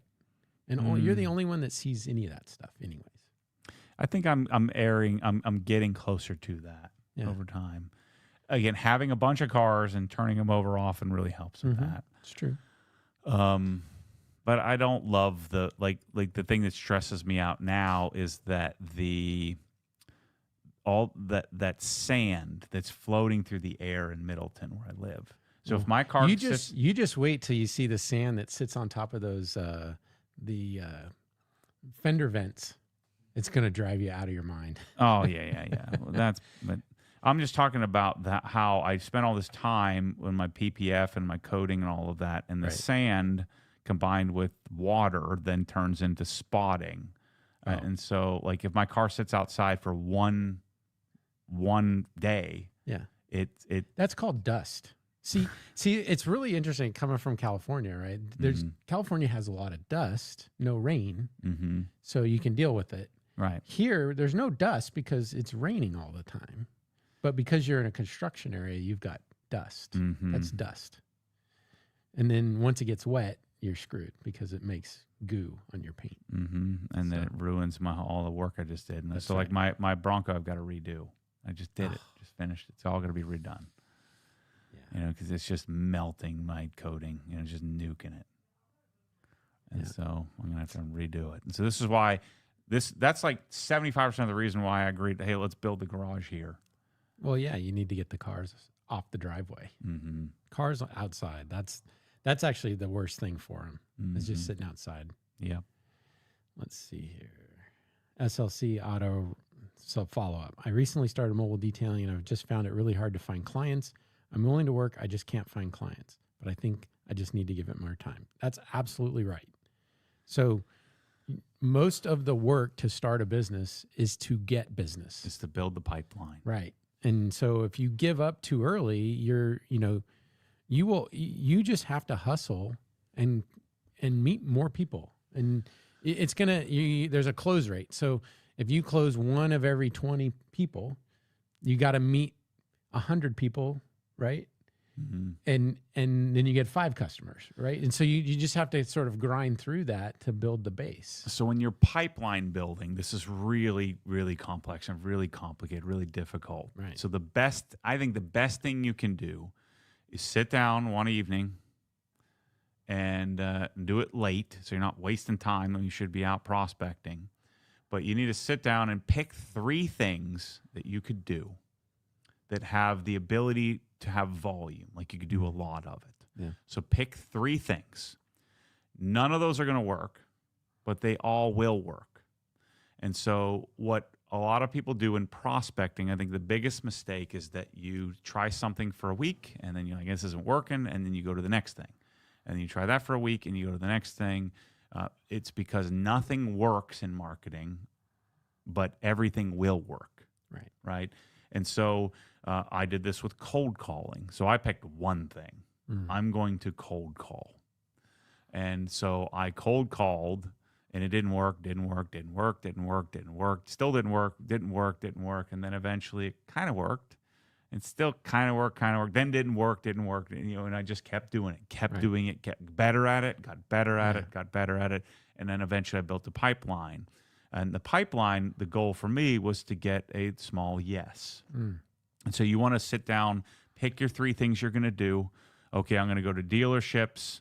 I'm going to go to Cars and Coffee, and I'm going to go knock on doors in neighborhoods. Yeah. So those are the 3 things I'm going to do. And I'm going to do that religiously, not from 10 to 2, 1 day a week. That's right. Every day, all weekend, skip vacation. This is what I'm talking about.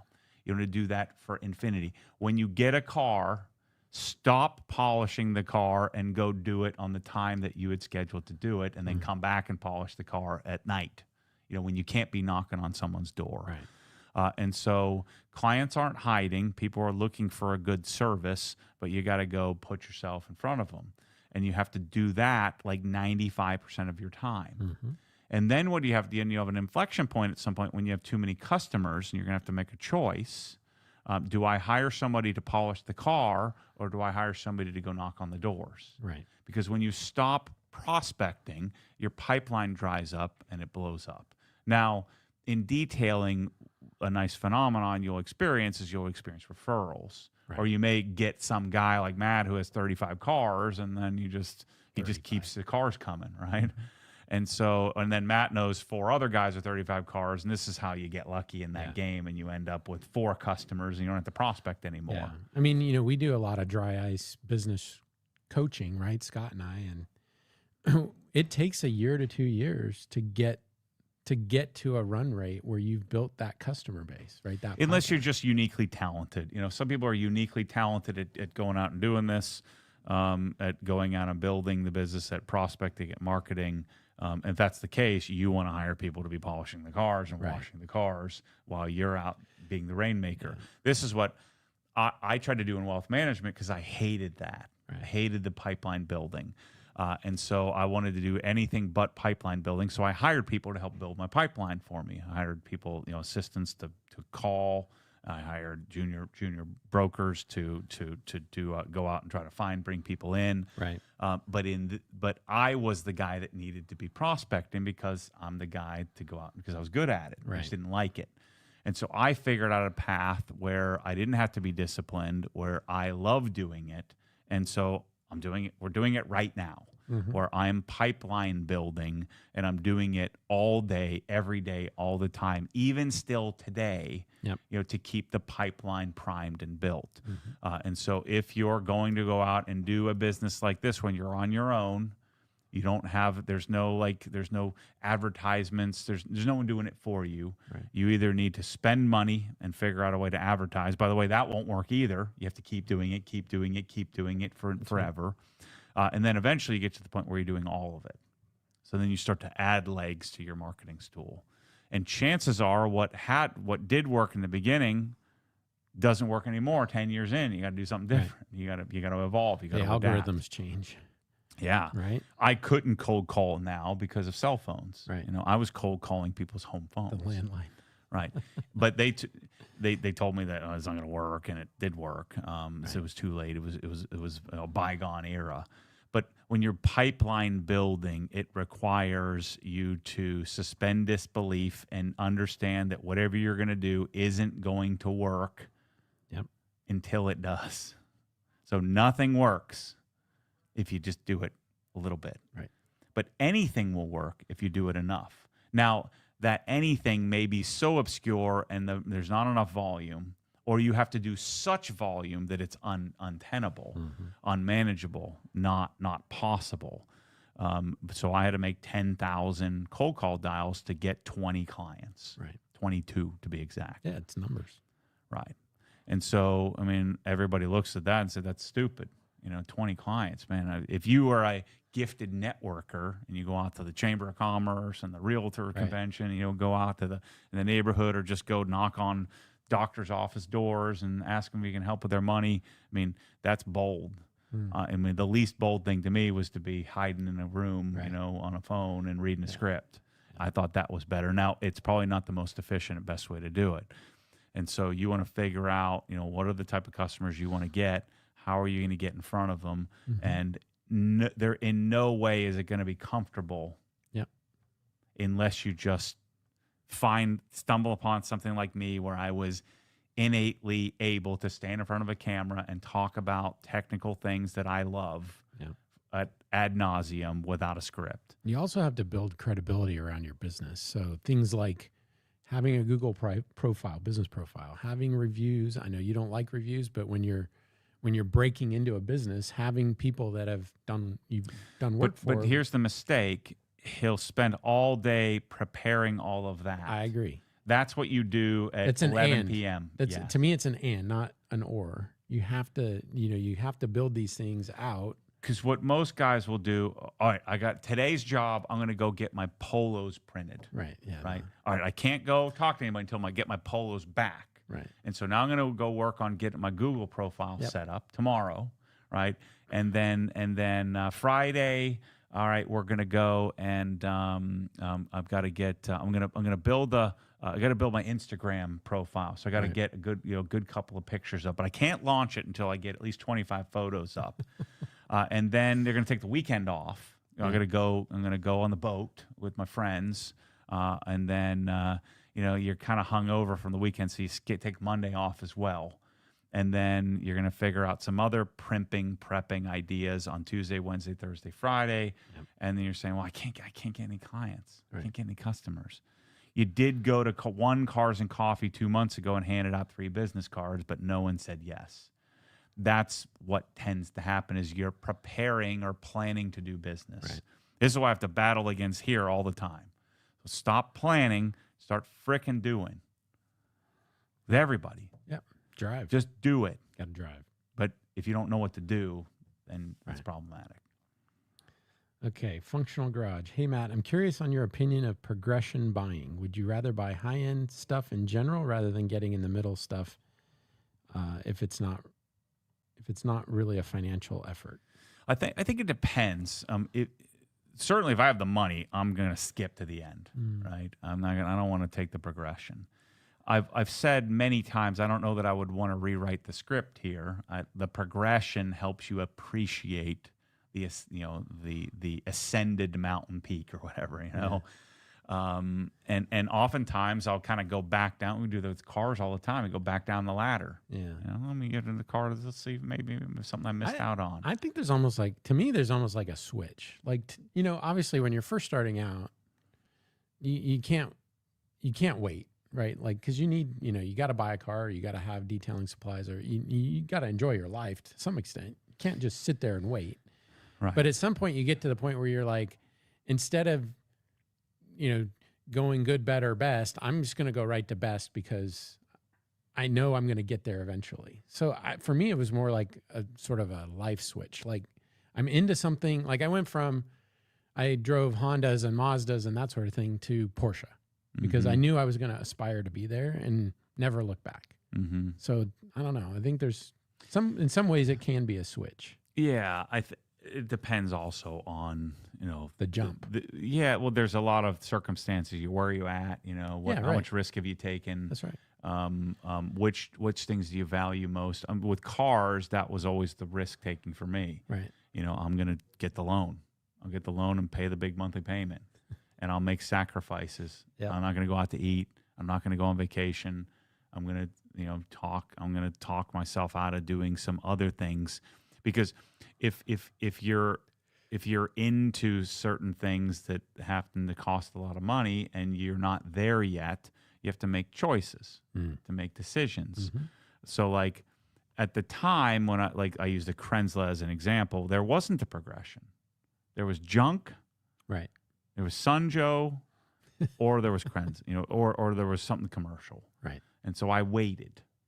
until I could reasonably justify, taking a risk on buying that. But I think the message there is don't buy junk, because that's a waste of time. Yes, don't waste your time buying junk. Right. If it's like at the time for me, a lot of things were that I was interested in, which is Obsessed Garage. So everything Obsessed Garage is what I'm interested in. Yeah. There's maybe a few other things that I'm interested in that I haven't quite, like I'm kind of interested in watches, and I'm starting to get interested in baseball cards again, but baseball cards. Yeah. But then I started thinking, I'm like, man, I really want the 86 You don't like Fleer. to collect stuff. I want right. I know I don't. What are you doing? I want the Pursuit is what I want. Oh, there you go. But I don't like to sell stuff or barter either, and that's what that thing is. It's all about the trading. chase. It's all trading, about right? the bartering, and it's all about the collecting. So I'm thinking I want the $180,000, PSA 10, Jordan 86 rookie, Fleer rookie. So you want 2 baseball cards, the real expensive ones that sit on the shelf. Is that what you're saying? Yeah, but I want like 200 of them. Oh, okay. Yeah. Right. So where was I going with that? I got sidetracked here. Oh, we're talking about progression. Right. Yes. So I think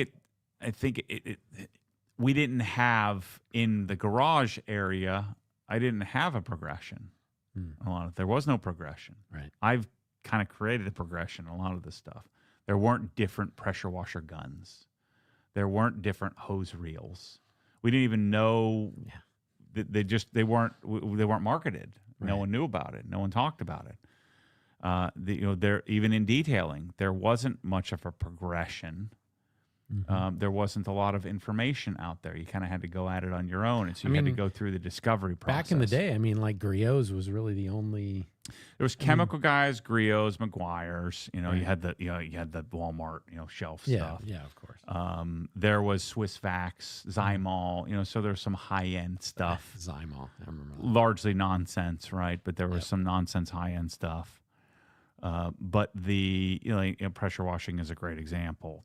But like cabinets, I have to ask myself, would I buy Gladiator, New Age? We didn't have that stuff then, right? Would I buy that, or would I wait for Sonic MSS? Right. At 30-year-old Matt's not buying Lista, not buying Russo, not buying MSS Plus. There's no way. Yeah. I'd buy another car. You're talking about buying another car, right? The $40,000 MSS Plus. Cost. Right. So I wouldn't wait on that. But would I wait and go to Pro Slat or Sonic MSS versus just get myself some Gladiators or some New Age?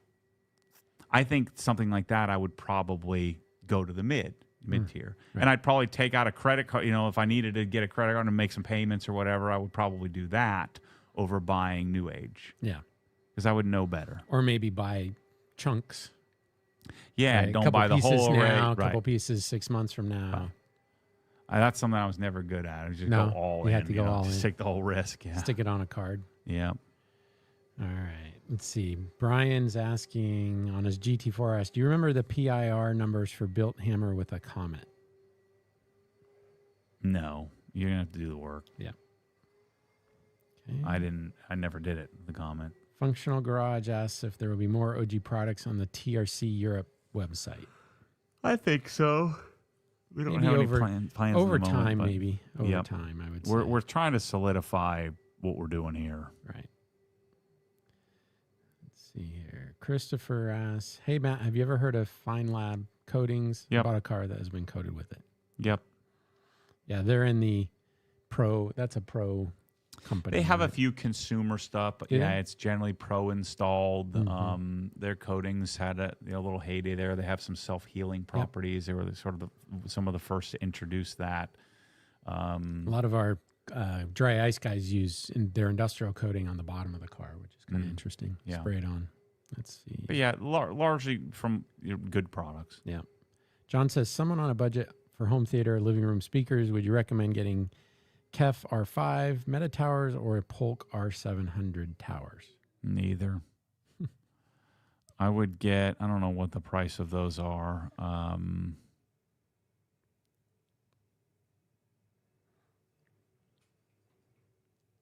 I would probably look at. So John's going to look it up. We'll come back to that. John's going to look up I the don't price know. point, and we'll give you a price I'm point. assuming it's like $1,500 a pair or something like Let's that. see here.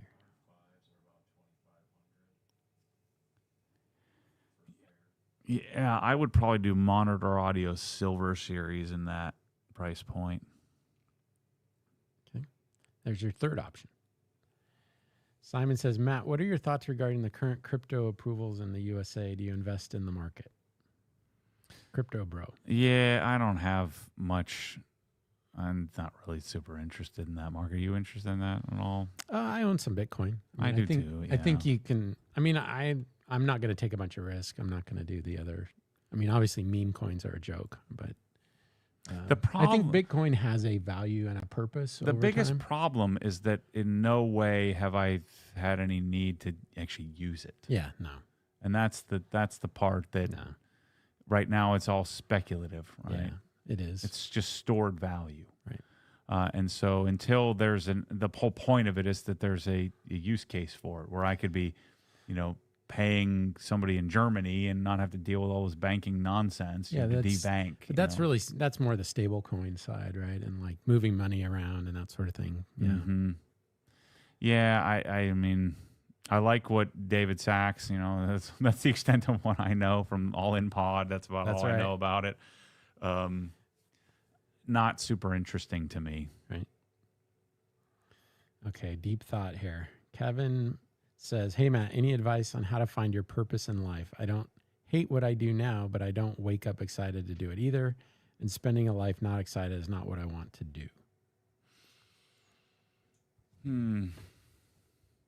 Yeah, I mean, my purpose has always been just be great, be great, be like top 1% of whatever it is I'm doing. Mm-hmm. When I was a janitor, when I was a car stereo salesman, when I was a home theater designer, when I went to Merrill Lynch, I wanted to be at the whatever the President's Club or whatever. Right. I wanted to be there. I always knew I wasn't going to be number one in like a big corporation like that because I didn't love it enough. Mm-hmm. It wasn't my like sole purpose. Yep. So I always had other things like, you played soccer, I played volleyball. Yeah. I was always active playing sport. That helped. I was always going to the gym. That helped. I just can't imagine, like, I go home from, like, what would life be like if I just went home from work? I'd have so much time. Like, if I just went home, even my whole life, I would go to the gym. Yeah. Get up early, get to work early, try to do well, go to the gym, come home, make dinner. It's time to go to studying something, usually working on something, getting some diploma or some designation or doing something extra. Or in my case, then the extra time was doing research on products that was going to lead to my next career path. I didn't know that at the time, but that research was the value proposition. And so I think if you focus on what you enjoy, you get good at it. You stay physically active, the crossroads will show up in your life. Don't poo-poo options. Don't you need to consider things like some people like oh I can never move. I mean, you can never move. Right. I'm gonna pay you $1 million a year. You're gonna move? Right. Hell yeah, I'm moving. Yeah. And just something like that where you can get positional and dug in on. Yeah. If you have that in you, you got to figure out a way to get rid of that, or at least identify when it's happening. And I think one way to do that is to stay active. You stay active in life. Now, you've had this in your life where you replace that active with travel. You're just traveling everywhere. So, see, you have a different approach than I took. I took a different approach. My approach was the things I love. I'm a car nut. I love owning cars. I like to be in the garage. That's my downtime. So, I didn't want to do that all week. To me, like when I see what you do, like it would drive me crazy to work in the garage all week doing what you do and then know that I can't do that to get away from what I do every day. You know what I'm saying? And by the way, what you're explaining is like 99.99999% of right. people. And so like to me, the number one thing that I think is a mistake is you have all these rich people that are doing what they love. They're pursuing their passion, right? But I think that's bad advice. They made their money iron ore Right, they're smelting, rich. like what Scott, whatever her name is, Scott. They're completely Bellow or rich. something. And then they say pursue your passion. Right. But that's the wrong advice. I mean, Yeah, and I'm probably the wrong guy to ask that. But right? now I have my son's 25, right? And he kind of came out of school and didn't quite know what he wanted to do. He got a degree in business. And he's working in a small company. He's in the finance group, and he's figured out that the business is a game. And he's a sports kid, so he loves sports. He loved to compete. Mm-hmm. And once he figured out the business is a game, it became really interesting to him.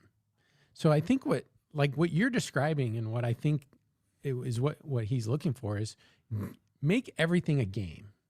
Like how do I score? What is the outcome? How do I measure myself? How do I achieve?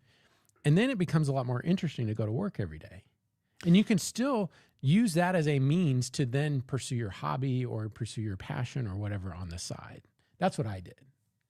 It's a different way to think about it. Well, and that's what I was explaining. And what I do is so out of the realm of possibility for almost anyone that it's ridiculous to even provide advice on. But prior to that, when you're not like what you did, was not like your purpose, right? It was not your. No.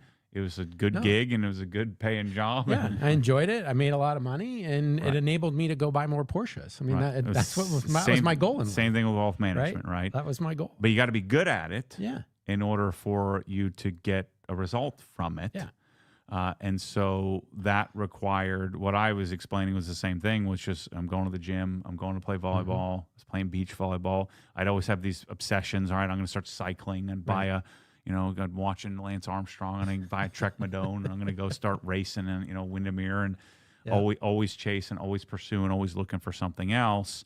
And then opportunities would just show up in my life. A guy comes in my store and recruits me. Yeah. I stumbled upon making videos. I mean, you never know what it could be. Yeah. Chances are it's not going to be. So it's so tricky currently in the universe because you're seeing most content that people are consuming is of somebody like me. It's the 0.1%. Right. And I'm telling you right now, almost no one is going to be willing to do what it takes. Right. I've been thinking about this a lot. I was talking to Michelle about this. Is my current obsession, which is to get fit and healthy, right? Yeah. And I see people walking around with like a rash on their skin. I can just see it all, like who I was, 2 years ago, just not as healthy as you could be. And I was even then I was way healthier than most. Right. And I see it. And then I'm thinking about what I'm doing. I'm like, I'm not going to do what I'm doing, right? And there's no freaking way because it is hard. Yeah. And so you have to not compare as well when you're looking for purpose. My purpose, this is something I've always been really good at, has nothing to do with anybody else. Part of that is a rebelliousness, and then I don't want to do what you're doing, right? Yeah. But part of it is just I'm just not interested in, like I say this all the time, I don't want to go to car shows. I don't care about other people's cars. I'm not interested in other people's cars. I don't want to look at other people's cars. I did like the Philadelphia Auto Show I went to, as a kid, because those aren't other people's cars. Those are cars that I could be buying, right? It was very different. And there was a lot more possibility of cars then, of cars that you could be, you can consider. What about the 350Z or the S2000 or the Type R or there were like 100 different cars. And then what about a 911? Well, you also didn't have the internet and all the information. Right. I mean, you had to wait for the Car and Driver magazine to show up. Good point. Yeah. And, walking in and be able to see 150 different cars all in one spot was a big deal. So you can't. I have not gotten any inspiration from any other content creator ever to date, other than some like I went to like Gary Vee. I'd watch him, but he's talking about business. That's more podcast type. It's just learning. Right. And that's the way I learn. I don't learn by reading books. I learn by listening to things. Yeah, same way. But if you don't want to create a different take on what somebody else is doing. It's not interesting to me. Yeah. So there's no one way to do it for sure. Michael says, can you do a video on Built Hammer review, and when will you have a shop in England? I don't know that I'm ever going to have one now. We'll have one, but it won't be me doing it. Right. It'll be my son or something. Yeah, Matt Jr. Yeah, or it'll be a Ryan. while from now, or somebody. I don't know. Will talk me into it somehow. Are you planning to do a Built Hammer review video? Yes. Yeah, Yep. we'll get that. Yep. Yep. It may not be a dedicated video, Probably but it'll be part of a wash and talk yep. or something like that, right? Yep. Let's see here. When will we see the new Sonic cabinets? I'm waiting to see them before I decide to do ProSlat or Sonic. I think they're due in October. We get our samples in October. They're available for sale in December. That's the plan. We're not under NDA. We'll be able to share them in October, I think. When I think so. We can start to share them and show them. Yep. It's just waiting on containers to show up. And and the really cool thing for us is that guess where you got to buy them? Yeah. Uncle Matty here, That's nowhere else. That's going to be great. Yeah. I think, I think those are going to be really great. I think so too. Now it's going to be one color. And so the one thing I want to make sure guys are thinking about, because what's surprising to me coming in to learn the business is nobody buys tools with the cabinet. Mm-hmm. You got to buy the tools, right? The great thing about a Sonic cabinets are really nice. Yeah, then they're fantastic when you put their tools in them. Mm-hmm. And so we see a lot of people that don't end up buying the tools or the foam, and that's the best reason to own the Sonic cabinet. Right? Mm-hmm. Opening that 100%. Yeah, and we have to make it easier for people to understand it. Right. It's freaking complicated. Throw all your old tools away. It's a sunk cost. Yeah, give them away. Give them to your neighbor. Give them to your friend. You go buy a BMW and it depreciates $40,000. Drop $10,000 in a nice set of tools if you're out in the garage all the time. Yeah. And there's you gotta very look at few it things way. better in this world than an MSS Plus cabinet with a foam inlay. Exactly. That's like life-changingly awesome. Okay. Also, you've used the NAD M28. I'm two of them for my dealer for my dedicated home theater. I'm going to be using them with Anthem AVM 90. Yep. Yeah, M28 is the 7-channel Master Series amplifier. They're nice. And then if you put them with your Anthem processor, it's going to be great. Yep. You have some bridgeable channels too. I think you can bridge the M28. Maybe you can't. They're 7-channel amplifiers. Well, that's our last question. So you're really not going to go on the bike tomorrow, huh? You got family stuff? No, I got to go get the Tesla. Oh. At 9:45, we're leaving to get it. Yeah. Okay. Yeah. I guess that's a good excuse. Yeah. I even went and got the truck so we could get there. Yeah, yeah. But you're gonna have to put a bike rack on that Tesla to drive me to. I'm gonna get. You got 2 years of driving me to the bike. Yeah, I'm gonna do the. They have a trailer hitch that you put underneath the bumper, take the bumper cover off, and you install it. Okay. And you can fit like a 2-inch. Just goes up into it. Yep. Like a European style. Yeah, it is. So it points down, and then you just get the little, the 90-degree adapter, and then you can install it. Yeah, that'd be nice. Yeah, I don't think you can put a C-sucker on it, but that whole glass panel, I don't like that idea.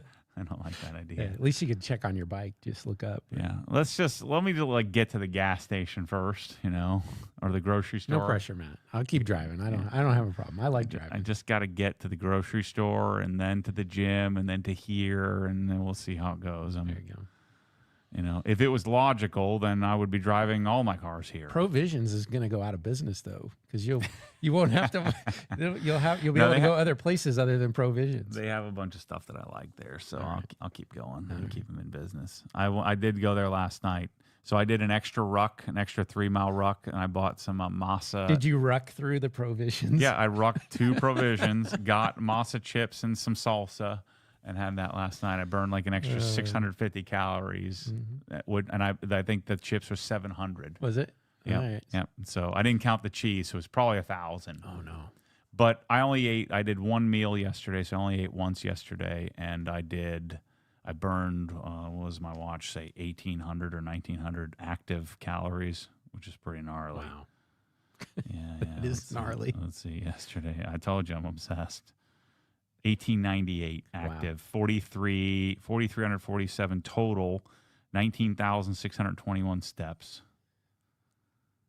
99 optimal activity. Pretty legit. Nice. Today I'm only at 485, but I'll knock that out tonight. So you got the Aura ring and you're doing the blood test, right? So the blood test is working? Yep. That's good. Yeah, I just put a video up on Inside the Hex that I think, would be worthwhile. It'd be worth the $8 just going to watch that video where I update everybody on, I'm grinding. If you're a vegan, you're not going to like, I'm grinding some meat. I'm literally for an hour talking about it while I'm grinding 60 meat. Pounds of meat. So I screwed up on my meat grinding a little bit though. I went a little too heavy and fat, and the burgers won't stay together. Oh no. Yeah. So it tastes delicious though. That's good. But if I smash burger it, I smash it down, and when they break apart. Yeah, and the fat vaporizes. There's little gaps in between all the thing. I have to try to put it back together with some.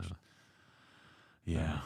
So anyway, I go into detail of what I've learned thus far, and I'm probably right now I'm sitting here. I'm probably 217, 216 on my pursuit to get to 200. I don't know if I can get there. Especially as much weight as I'm lifting and stuff. I might have a hard time. But Norm's 195 and he's twice as big as me. He's 2 inches shorter, but his arms are twice as big as mine. So I can get there, I think, and still be carrying a decent amount of muscle, but I'm getting after it. All right. So remember to watch the video tomorrow. It's a big one. Okay. I think that's going to be I'll a watch good it one. too. Yeah. You'll see. I have to eat some crow. A little bit. It's good. The video's good too. Okay. I did watch that. Yeah. All right, everyone. We'll see you next week. I can be here next week because I'm getting a Tesla tomorrow. So That's right. It was scheduled for Friday next week, but hopefully I'll be able to drive here. That's right. That'd be insane. That's right. That'd be insane. We want some vlogging from the driver's I think seat. I gotta charge my GoPro so I can get the first. If I get past say if I can get to the fire station. There you go. Yeah. It'd be wild. Tesla through a roundabout just scares the bejesus out of me, though. No, Nancy was telling me does really good. Just nails it, no problem. I figured you'd go out left toward. I've been watching videos toward the highway. I've been watching videos of them doing or driving around New York City where there's construction everywhere and cars everywhere, just chaos, and I think it's gonna be good. What I'm hoping is that I don't use it, but I just know that I have it. Okay. Right. All right. And I need to go sit at some stoplights where it's just gets me through it, and then once I get some positive reinforcement, I think I'm gonna be great. Okay. Well, we'll have an update on that next week, right? Yeah. All right. Yeah. Thanks, everyone. See you, We'll everybody. you.